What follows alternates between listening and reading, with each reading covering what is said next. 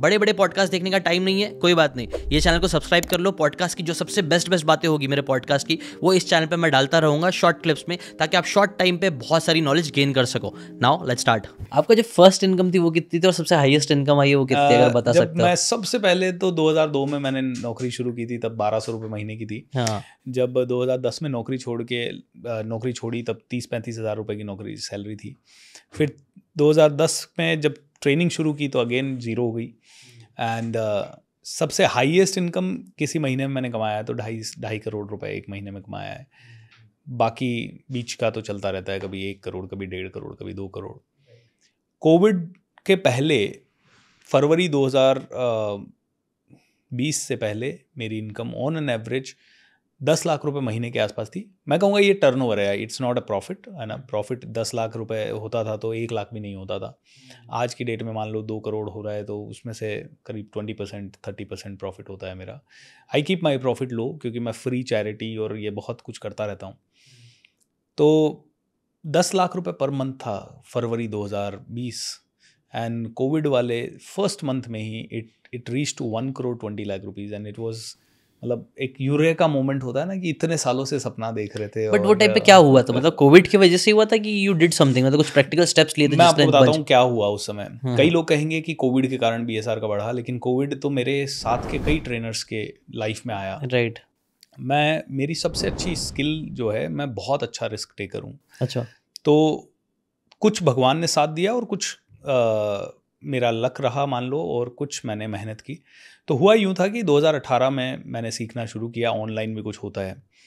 मैंने 19 में उसका पूरा प्रैक्टिस करके किसी महीने 20 लाख, किसी महीने 15 लाख कमाया 2020 में।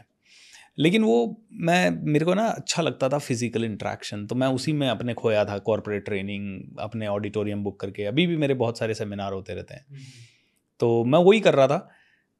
अचानक से मेरे फादर का एक्सीडेंट हो गया फरवरी 2020 में ही।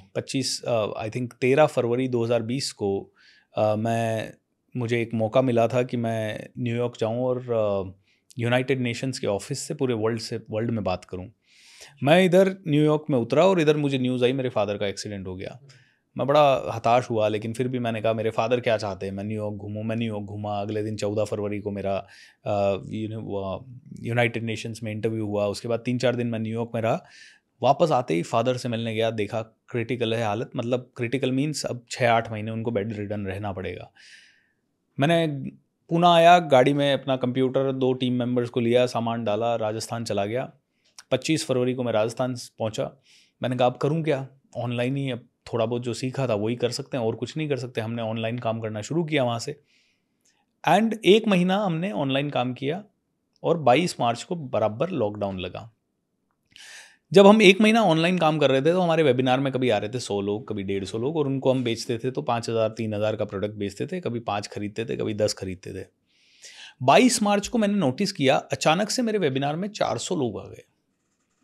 जब ये 400 लोग आए, मैंने कहा यार ये तो बहुत बढ़िया। दूसरे दिन फिर देखा 23 तारीख को 400 आ गए। मैंने कहा भाई जूम का सब्सक्रिप्शन बढ़ाओ, 1000 का चाहिए। तुरंत 1000 का सब्सक्रिप्शन किया और एड बजट बढ़ा दिया हल्का सा। जैसे ही वो बढ़ाया 990 लोग आ गए। 2 दिन 990 हुआ। मैंने टीम की मीटिंग बुलाई। मैंने कहा टीम 3000 लोगों का जूम कर दें क्या?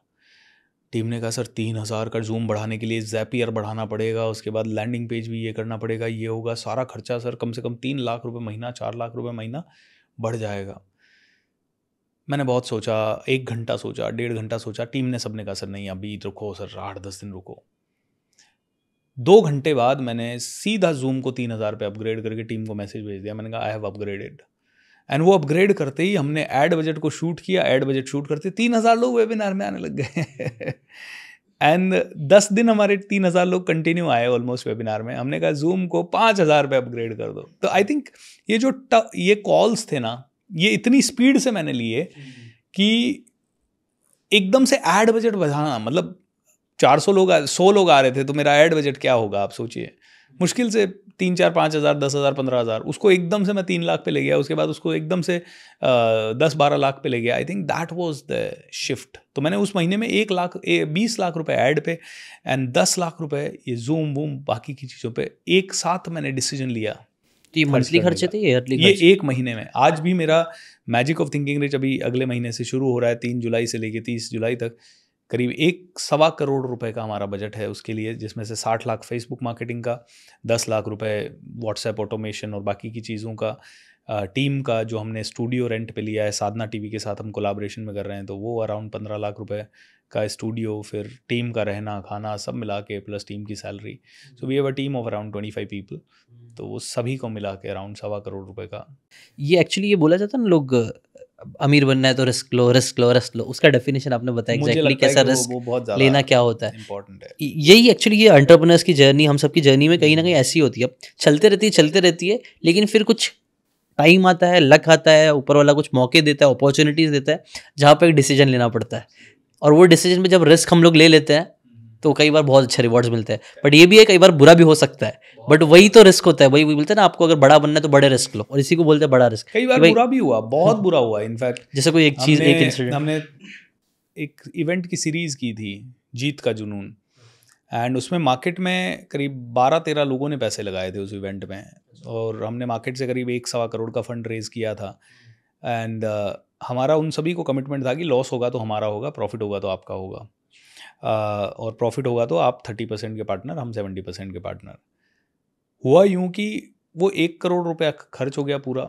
हर जगह लीड कॉस्ट इतनी फ्लक्चुएट करी कि जो हम सोच रहे थे 30 रुपये की लीड आएगी, वो कहीं पे 100 रुपये की आई, कहीं 80 की आई, कहीं 150 की आई। तो हम हॉल 2-3 जगह तो हम हॉल ही नहीं भर पाए, और हॉल भरे तो हमारा प्रोडक्ट नहीं बेच पाए। मतलब बड़ा एक पजल्ड से हो गए थे हम लोग। अब हालांकि जैसे तैसे हमने कर कुरा के 1 करोड़ तो वापस निकाल लिया, लेकिन जो लोग जुड़े थे उनकी एक्सपेक्टेशन ये थी BSR के साथ अब तो करोड़पति बन जाएंगे हम जल्दी से जल्दी। उनका पैसा हमने एक एक पाई वापस दे दिया। लॉस हुआ हमारा, क्योंकि 1 करोड़ तो वो इवेंट का लॉस था, बाकी टीम का खर्चा पीछे का और कई सारे और फिक्स खर्चे होते थे। तो करीब हम 3 महीने में 40-50 लाख रुपए के लॉस पे रहे। बट इस जब लॉस में ऐसे कई हुए, एक ही नहीं, ऐसे कई बार हुए। तो जब ऐसे लॉसेस होते हैं तो जो साथ में जुड़ते हैं लोग, उनको लगता है यार BSR ने खुद कमा लिया होगा, हमें नहीं दिया। ऐसे कई बार फीलिंग आ जाती होगी। तो हमारा आई थिंक उससे भी बड़ा 50 लाख रुपए से भी बड़ा लॉस हुआ कि वो 3-4 पार्टनर के माइंड में ये फीलिंग आ गई। तो वो आज इतने अच्छे रिलेशन थे, वो कहते हैं ना रिलेशन में पैसा आने के बाद कभी कभी रिलेशन, लेकिन मैं वो बिलीफ नहीं है, लेकिन हाँ ये कई बार पहले वो बिलीफ भी था मेरा, लेकिन कई बार लोग पैसे को इतना बड़ा बना देते हैं कि रिश्ते को छोटा बना देते हैं। And in spite of knowing the entire fact and all this, तो आई थिंक ऐसे लॉसेस बहुत बार हुए जहाँ कुछ रिश्ते दाव पे लगे, जहाँ पे कुछ पैसे दाव पे लगे। But I think it is a part of life, और अगर हम पैरालाइज होकर कोई डिसीजन ही नहीं लेंगे तो आई थिंक वो सबसे बड़ा रिस्क है। अगर आपको ये बातें काम की लगी होगी तो do check out the full podcast यार, जाके देखो, डिटेल में चीज़ों को समझो, तब ज़्यादा अच्छे से समझ में आएगा, ज़्यादा अच्छे से आप अपनी ज़िंदगी में चीज़ें अप्लाई कर पाओगे। Thanks so much and subscribe this channel.